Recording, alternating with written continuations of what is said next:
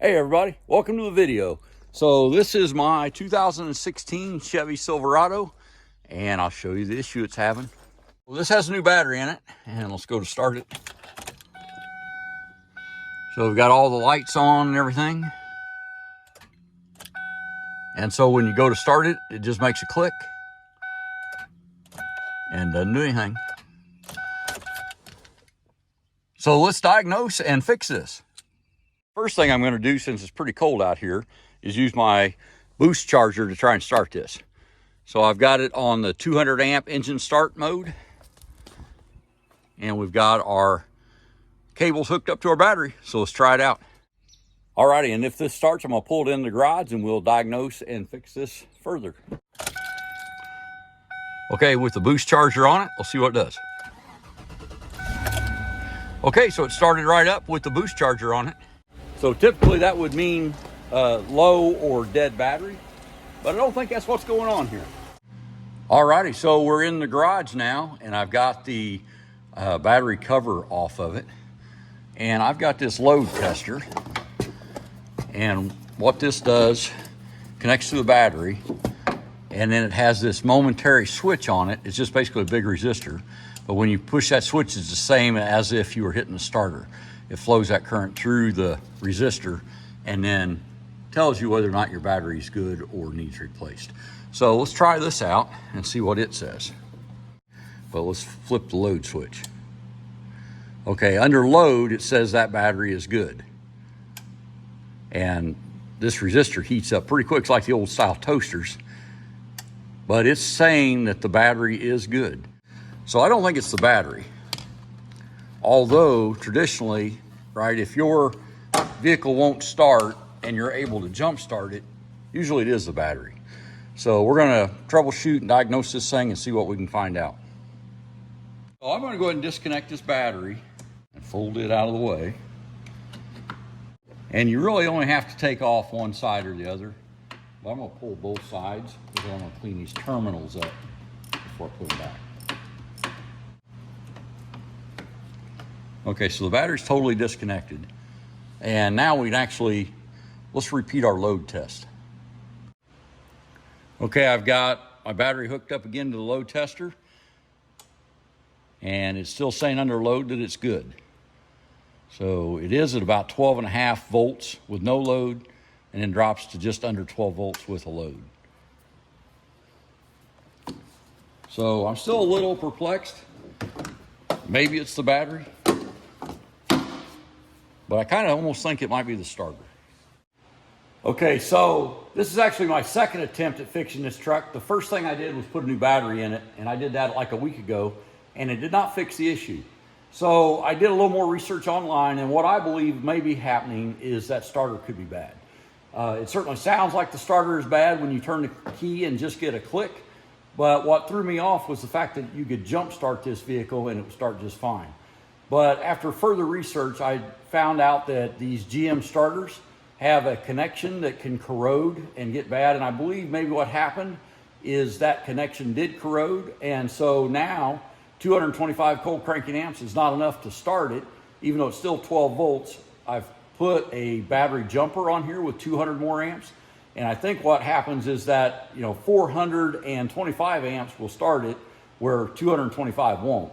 And so what I'm going to do is pull that starter off and look at that connection and see if maybe we can clean it up and get this thing back in service. So our next step is go ahead and get this jacked up. So I'll do that and be right back. Okay, I've now got the front jacked up and I've got jack stands under both sides. So we'll take this wheel off, then we'll remove this inner fender cover and get to our starter bolts. Got a 15/16 on our DeWalt impact gun. We'll take this wheel off.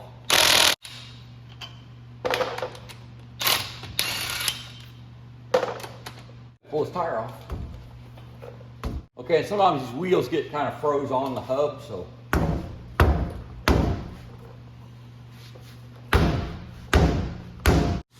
Okay, and the wheel's kind of stuck on the hub, so I use a sledgehammer. There we go.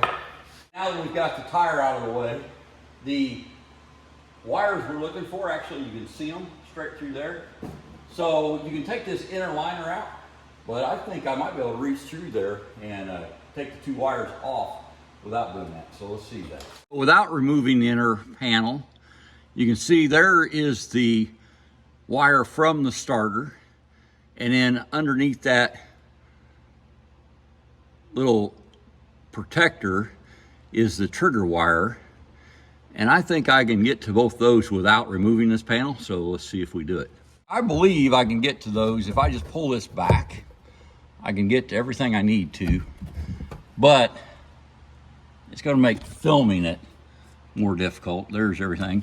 And I can get my hand in there, especially if I use my other hand to pull that back.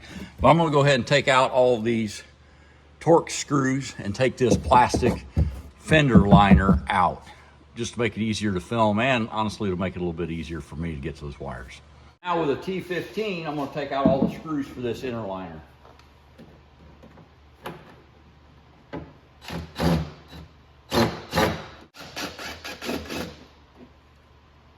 I've got all of the screws out of this, with the exception of one.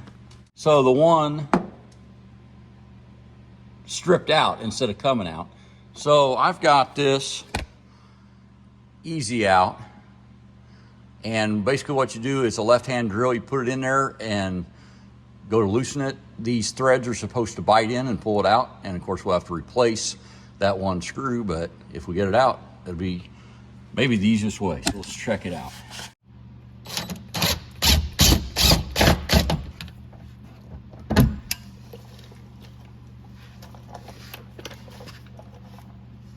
So here's the screw, and that little easy out did a great job. So I'll throw this in the trash so I don't end up having to deal with it again, but it just stripped out, it's too harsh lighting. It just stripped out the little T15 Torx, but we got it out with the easy out. And I believe we picked these up at Harbor Freight on the Inside Track Club. Now we'll remove this inner fender and look for our starter. Okay, that's pretty easy. And now we can see pretty much the whole right side of our engine. And down here is the heat shield. There's the heat shield. Here is the positive coming from the battery. And underneath this is the little trigger wire. So we'll get all this taken out and see what we can do. Right off the bat, I see a lot of corrosion on that nut. You can see it better without the light shining on it. But there's a lot of rust and corrosion around that. And the connection that I've seen that tends to corrode on these Chevys is the wire right behind that. So we're gonna take this starter out, clean all these connections, and see if we can't get some more life out of this starter. And I wouldn't do this if it would only make it last another month, but what I've been told is there's really nothing wrong with that starter if you can clean those connections up. Literally, it's basically the same as a new starter at that point. So we'll try it out, and no harder than this is to get to that starter, there's no reason not to try to fix it. Obviously, if we can't do that, then we'll just put a new starter in it. The starter is $200 for this truck. So I'm willing to spend, an hour to try and save $200. We'll start with moving the heat shield out of the way, and we've got a 10mm socket on the end of a long extension.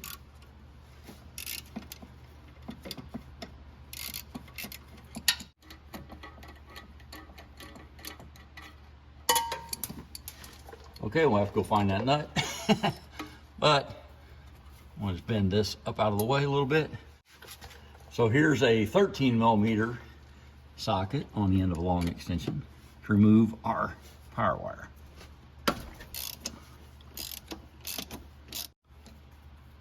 Taking these wires off up here makes it a lot easier than dropping the starter and then having to take these wires off while the starter's being held up by them.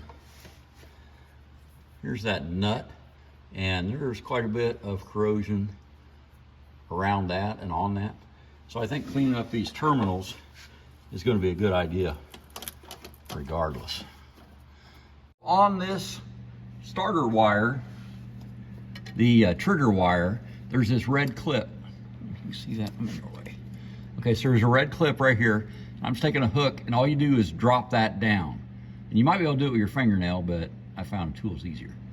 So clip that down, then it's just a matter of grabbing the connector and gently pulling until it comes off. Ah, there it went. Now we can go under the truck and pull the starter off. Now we're under the truck, and we've got two 13mm bolts that hold this starter on. And we've already got rid of all of the electrical. So let's take these bolts out. Okay, so we broke this one loose. Let's try and break the next one loose. So I've got two priorities while doing this. One is to break the bolts loose without tearing anything up, and the other is try and capture it on film. And it is not easy, but I enjoy it. There we go. So they both broke loose. Now we'll take these bolts out of here and remove our starter. Oh, and of course the other priority is to not hit myself in the face with any of the sockets, ratchets, bolts, or the starter itself. Okay, and here's the first bolt. Is out. And we'll get the second bolt out. This creeper I'm using has a little tool tray. It's kind of nice to keep track of all this stuff. A lift would make this job so much nicer. Soon I'll have one, but I don't have it yet. Okay, and the starter's already starting to wiggle, so I can see that it is going to pop right out. One of the things too, it's been quite a while since I've changed the starter. I had an 81 Chevy Silverado pickup truck that needed a starter. I had to put a starter in that all the time. My point is, these starters have gotten dramatically smaller since the last time I've done it. I remember these things were like a giant electric motor. Ah, here comes the bolt. Okay, the bolt is out. And now then, the starter, man, it's light. It don't weigh nothing. That's nice. So it's just a matter of getting the wires out of the way.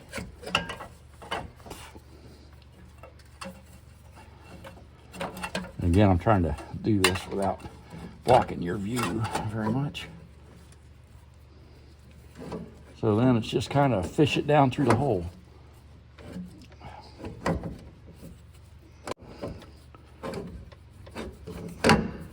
Ouch, there it is. Okay, let's go up and see what we got.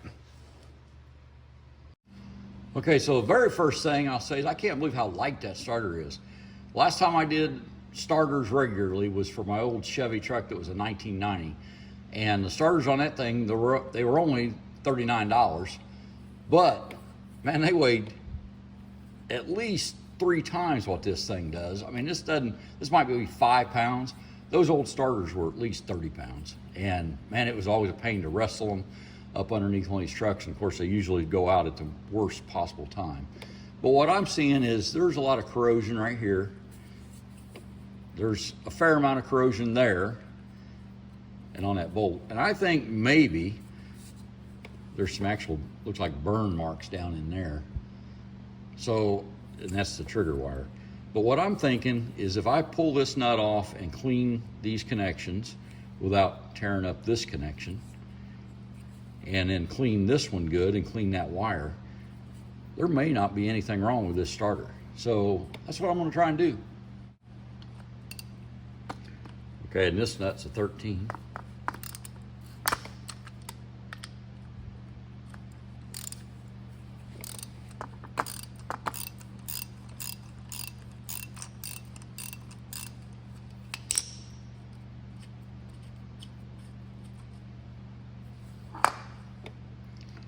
Look how corroded that is. All that green around there. So that's automatically not making a good connection. I'm going to clean this up real well. And like I said, I've got to be careful that I don't break it right there. but I'm gonna clean that up. Put some dielectric grease in there and then clean the rest of this up and see what we got. This starter, man, it's so freaking light, I can't get over it. But that's one of the reasons I'll go ahead and take a chance cleaning this up, is because it's way less of a pain in the butt to put in and out than what those old starters were. Okay, I'm just gonna take a wire brush and clean up this connector. And it's going back to shiny. So this is a shiny copper connector, and there's the wires that go into it. So I'm gonna work on cleaning this up for a few minutes and I'll get back with you.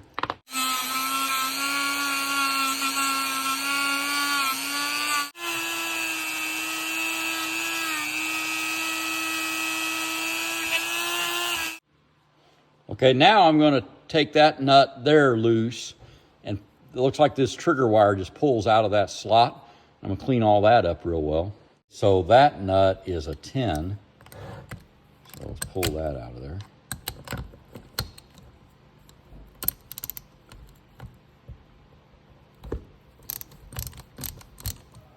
Okay, now to get this plastic housing off, I've got to take this bolt loose, which is a 13 millimeter.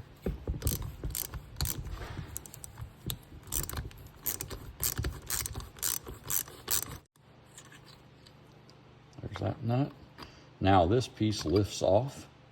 Now I can clean up the trigger wire and the contacts. And this is the contact that I saw that, I mean, that's got a lot of corrosion down in that. So I'll be able to, now that I can get to all of this, and this is the solenoid of this starter, and then here's the starter motor. The solenoid's almost the same size. But anyway, if I clean all these connections up, I think that the starter will have some more life left in it. My hope is it gets, you know, another few years. So let's clean it up.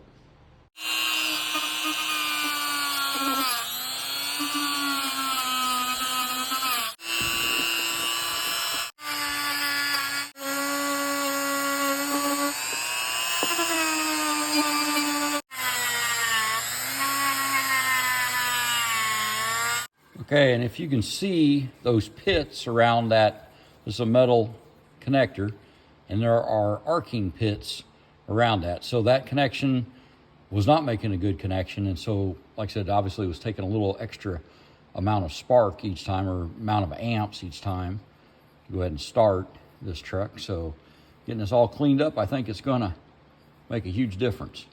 Okay, make sure you wear safety glasses while you're doing something like this, anything like this, which I am, but you can see these little brass wires started coming out of that brush. So I'm gonna throw this one away and get another one, but keeping my safety glasses on.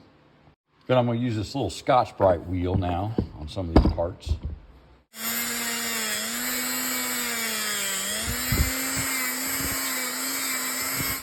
Okay, and I've pretty much worn out that Scotch-Brite pad at this point too, but I've got my terminals where I want them, and what I'm gonna do is take some dielectric grease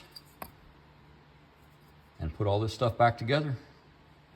It definitely looks a lot better than when I took it apart. So I think if it is just an electrical issue with these connections, this problem should be solved.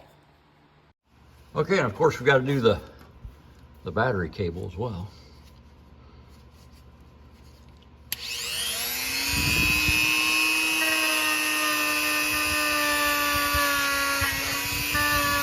Okay, I believe that will do it, and we'll put some dielectric grease on all these fittings and put this all back together. I've got all the contacts clean, and I think they look pretty good.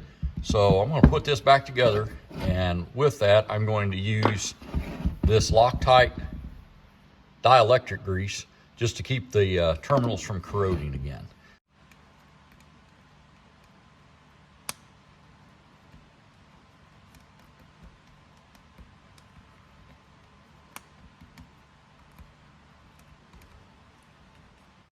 So I'm going to completely cover these contact points in this grease. And the idea is to keep any corrosion or anything like that from being able to get in there.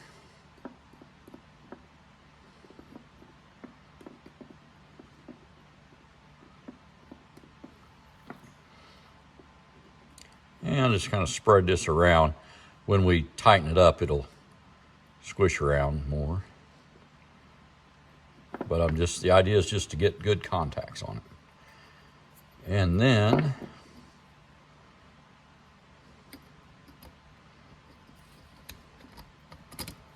slides down there.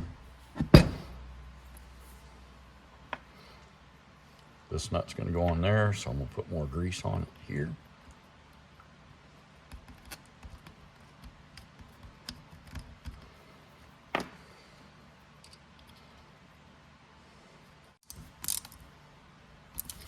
And we'll tighten that down snug. Then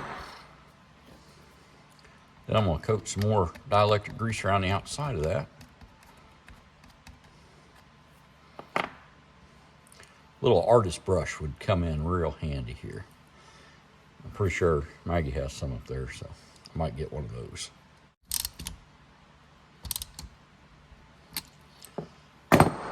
Okay, and then the last connection is right here. And it was pretty corroded up as well. But I'm pretty happy with how well it cleaned up.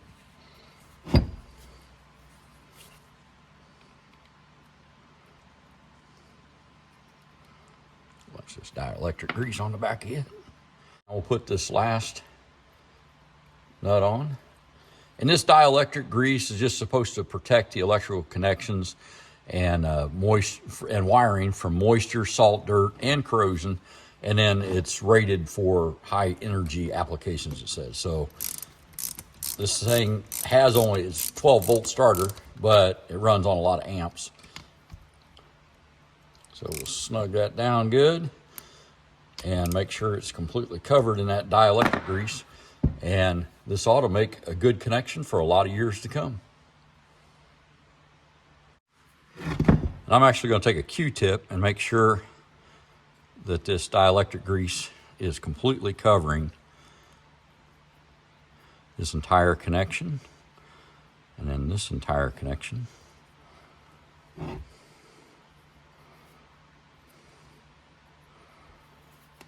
And the same with this one. Could have used like an artist paintbrush. What I kind of thought about was the same as like a flux brush for doing plumbing. Okay, so these connections should be protected. Let's get it back on the truck. I'll go ahead and cover this pin for this trigger wire as well, since we're here. Okay, putting it on shouldn't affect that. This last one I will put on once the thing is on the truck, because I'm probably going to touch it here and I don't want to get that grease everywhere. We're going to work this starter back up in there. And I've got my bolts ready.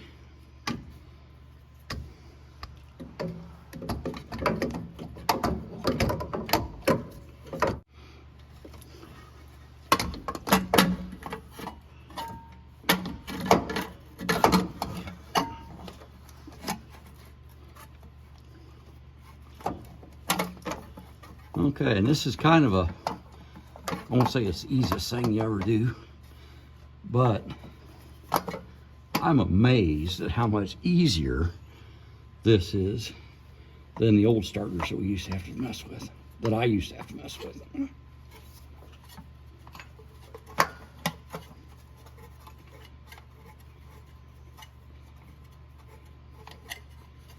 So what I'm going to do is use this impact driver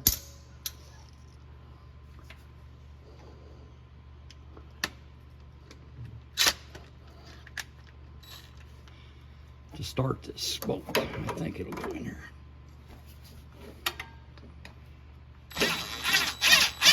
Oh yeah. So just to start it in the hole, that works pretty good.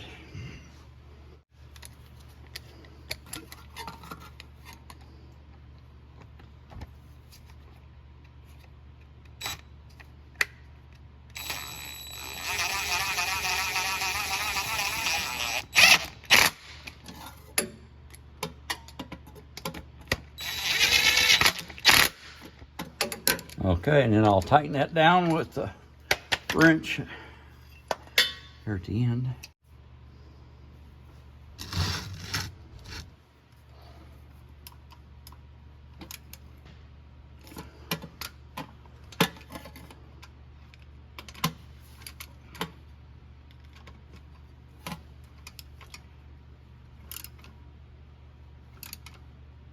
Okay, so we are done underneath. We just have to go up to the top and finish it out. I'll put a bunch of my dielectric grease around that nut and also around that connector that's back there. Okay.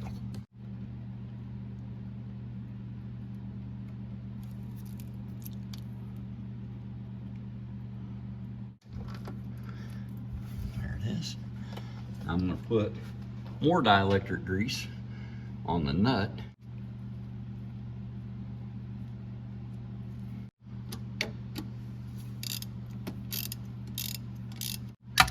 And I'll make sure this is tight also, because loose connectors cause arcing, which causes heat, which then can ruin the connection. Now, for good measure, I'm going to throw some more dielectric grease on the outside of that.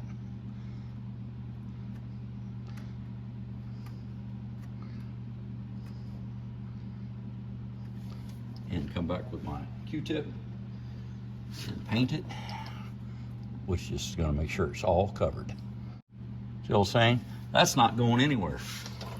Okay, and I've already put dielectric grease on my trigger wire connection. So now I just have to plug that back in.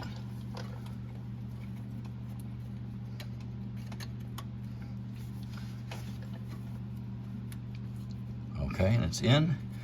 And then I need to make sure that my red lock is pushed up. And it is. Okay, then my little heat shield protector goes back up over.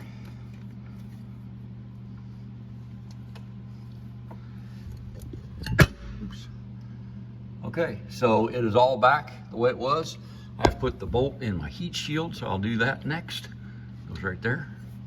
Put our battery connections back on, and actually I use a little of that dielectric grease on these as well.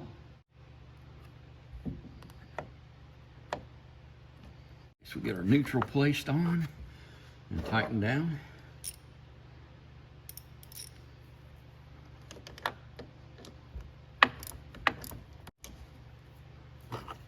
Okay, nice and snug. Put our positive on.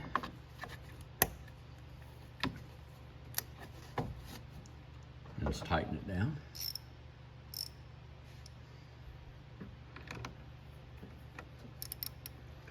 On this one, you do have to watch that you don't ground out the end of your wrench on anything metal. Okay, and that is snug. You know what, for good measure, go ahead and put a good dollop of that stuff right on top of both these. And this time, again, I'll just use my finger. Try and keep any corrosion from getting down in there.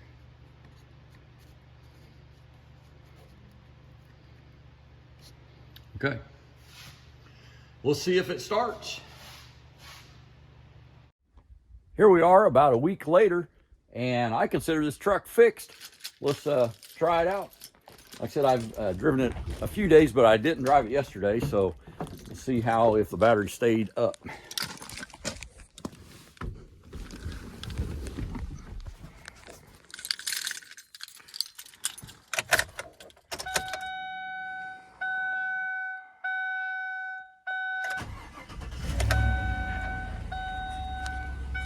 Started like a champ. Okay, so that starter was bad, but we were able to clean up the terminals, and now it's working just like new. All right, so that truck is fixed. And we saved $200 there by cleaning those terminals up instead of replacing that starter. But even if we would have replaced that starter, we still would have saved money doing it ourselves, and it's not a hard job. So basically, you can change your starter if you need to, or maybe just clean it up and save some more money. Thanks for watching.